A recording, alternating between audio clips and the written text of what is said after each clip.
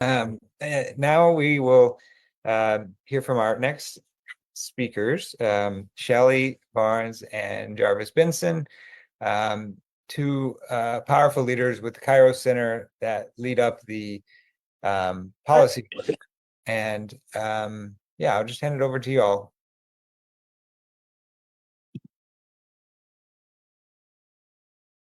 Yeah. Thank you, Adam. Also, thank you, Dottie, for that wonderful, wonderful sharing. It's like exactly the type of work that we're trying to uplift with, our work on the survival strategies. And so thank you for sharing your work. And so, yeah, I'll just give like a quick little overview of what the project is that we're working on overall, and kind of give a few stories to, you know, wrap up kind of like what we are trying to uplift in this season, and then I'll pass it to Shailly.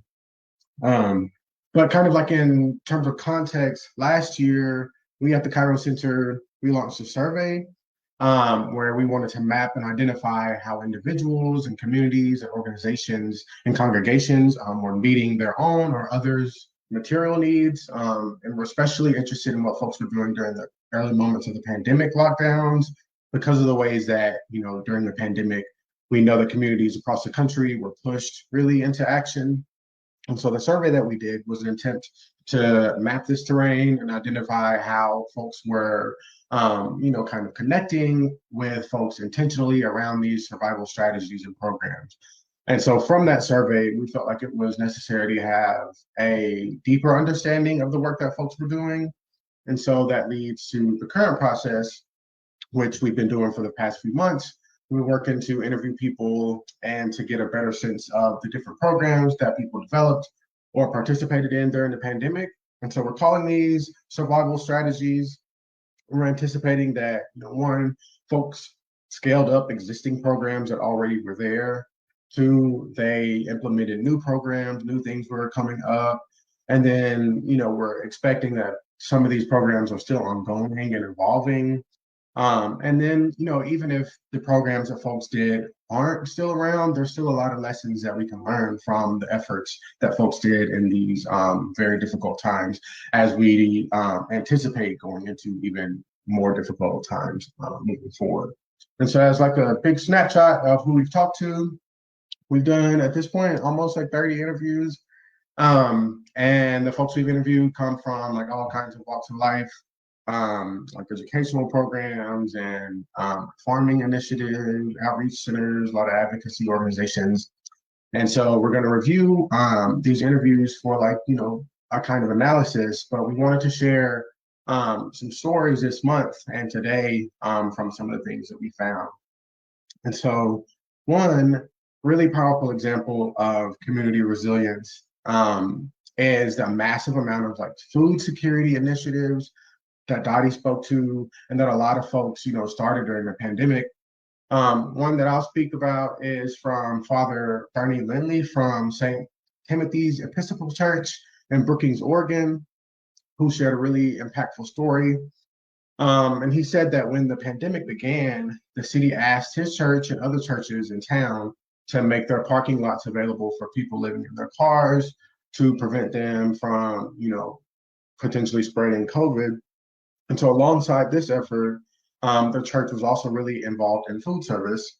And so they're providing meals to those in need at least like 4 days a week, just so much food service. And so despite this, the city forced them to close the parking lot in June of 22. And then they restricted their food service operations, and they told them that, they couldn't do it. They had to do all this, like Dottie, you were saying, all this paperwork. And they were limited to feeding folks only like 2 days a week.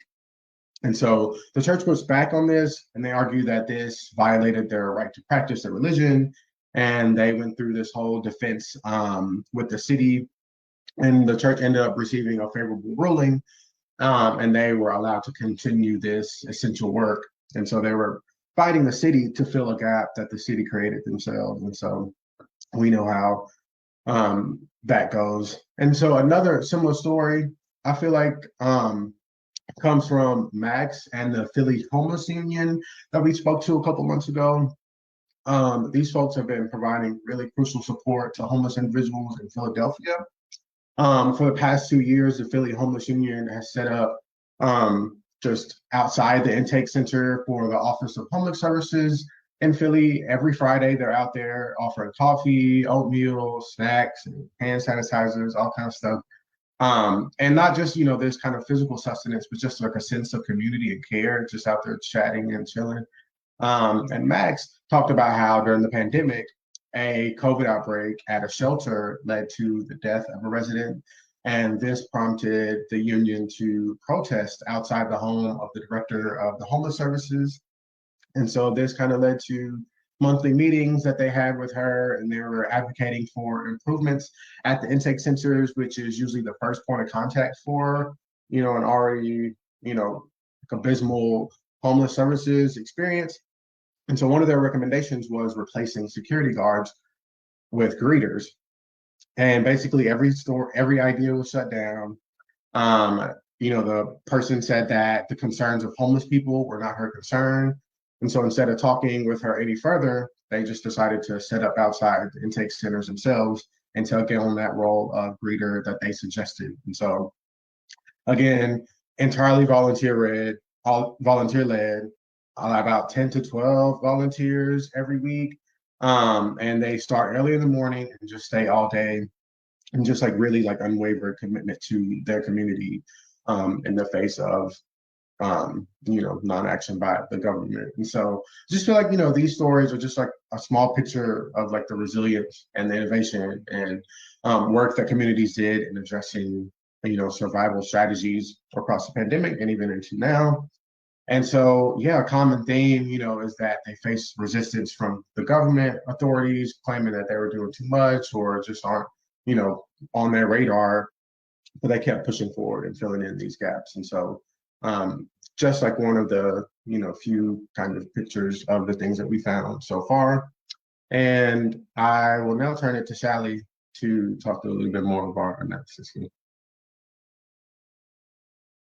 Thank you, Jarvis, Dottie, everybody for lifting up these projects of survival that are going on, in countless communities across this country, and have been for a very long time. Kind of the 2x2s going out and doing God's work, as you described it, Dottie, filling in the gaps and taking care of each other and doing the deep healing work that we heard about in this scripture passage. As Jarvis mentioned, we started this research process because we knew that during this pandemic, this time of unprecedented crisis, communities were compelled to take action in new and different ways, taking on new responsibilities, creating new systems and structures, breaking through barriers that really constrain how we interact with each other and what we can do and what we can't do. And there was also, for a limited amount of time, there was a lot more support to help us do this kind of work, to give us the time and the means to engage in this kind of care and community building. Of course, as we just heard, there were limits to what governments were willing to do. And when they wouldn't take that next step, we did. Drawing on that resource and capacity, drawing on the abundance that in fact was made available to more of us for a short period of time. And Dottie, I love how you do describe this as God's work, tapping into and unleashing a power that we can't quite imagine until it's there, until it's present, until we feel it, and it opens up something new and different in the world. What maybe this is what Reverend Dr. King described as that new and unsettling force that comes out when poor and dispossessed people are organized to take action together. And so as we reflect on this scripture and this work that's ongoing everywhere in this country, I wanted to share one more story that we've heard over the past months from New York City, from the People's Church in Harlem. This church has its own rich revolutionary history. In 1969, the Young Lords, who were inspired by the Black Panther Party and other revolutionaries that were implementing these projects of survival, to meet community needs and reveal the contradictions of a rich society that for some, for its own reasons was spreading poverty.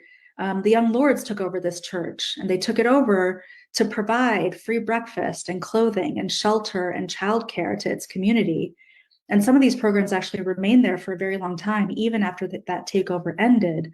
Those few days changed what was possible and how that church was organized. So during the pandemic, the People's Church, which is United Methodist, collaborated with 4 other churches in their proximity. And together they acted as one church with 5 sites, sharing responsibility, sharing resources, sharing preaching capacity, in fact, freeing up their pastors and clergy and staff to meet the other needs of that time. With the Reverend Dorlamar, who was leading the People's Church at this time, she shared with us that the People's Church became one of the biggest emergency food pantries in East Harlem, feeding 500 people a week. And she told us how this activity grew. It didn't just happen that way. Just like with Dottie, with the community dinners in Nelsonville. First, the food distribution was operating out of her car, then a rented van, then a U-Haul, then an 18-foot truck. And as it grew, it drew out more and more people power. Reverend Dorlamar described it as people power from the community. And she said it reminded her of the parables of Jesus, the one where there wasn't enough food, and then suddenly there was, and how that wasn't just a story, but they were actively living through that miracle during this time. And it was miraculous because all of these needs were met. Reverend Dorlamar said that if we give it our all, if we do God's work, even when we don't think it's enough, it will in fact be more than enough. This is where and when God shows up in the work of us being out together in the 2x2s until we are more and until there is more.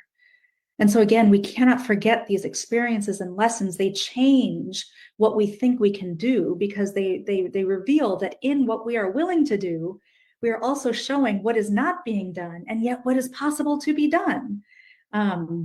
And these historic models of the Young Lords and Black Panther parties, survival programs. I think people are familiar with the breakfast program, or they may be familiar with the breakfast program, or perhaps the medical clinics, or the research for sickle cell anemia. They had in fact all kinds of programs for community needs, providing clothing and childcare, free dental services, programs for incarcerated people and their families, tutoring, elder care, pest control. They also had martial arts and theater training, and all kinds of programs that recognize the full humanity, the fullness of what a community is and what it needs. And Huey P. Newton, who was one of the founders of the Black Panther Party, what he said about these programs was that they satisfy the deep needs of the community, but they are not the solutions to our problem. That is why we call them survival programs, meaning survival pending revolution. They help us organize the community around a true analysis and understanding of the situation, including why they are in such need in incredibly rich land. And in fact, we know, as we read in the scripture, that these projects of survival have a long and deep history that is thousands of years old. And we recall that revolutionary history when we dare to take care of each other in a society that does not care for us, that does not care for the least of least, who are most of us. When we do that, we are stepping into, we are not only just stepping into the gaps, we are, again, in the 2x2s and then some, not just filling them alone, but showing what is possible, that these gaps can be filled and that we demand it be so. So I'm going to end this reflection with a prayer from my tradition. I'm not sure what the name of the prayer is, but I'll read it. It's a short prayer in Sanskrit, and then I have the transliteration. So it goes, Om Sarve Bhavantu Sukhinaha, Sarve Santu Niramayaha, Sarve Bhadrani Pashyantu Ma Kashit Dukhabhag Bhavet. Om Shanti, Shanti, Shanti. May all be free. May all be happy.